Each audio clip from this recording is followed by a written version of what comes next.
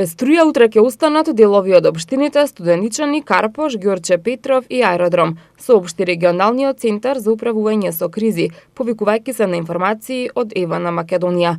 Од 8:30 до 12 часот без електрична енергија ќе бидат дел од корисниците од селото Студеничани во околината на Бурден Пластик испроти бензинската на влезот од селото, а од 10:30 часот до 15 часот дел од жителите во село Кучково во општина Ѓорче Петров. Дел од улицата Скупи во Злокуќани и дел од подулиците 12, 14, 20 и 22 во општина Карпош ќе бидат без струја од 8:30 до 11 часот и 30 минути, додека во периодот од 9 до 15 часот дел од корисниците од улицата Миле Поп Јорданов, зграда број 72.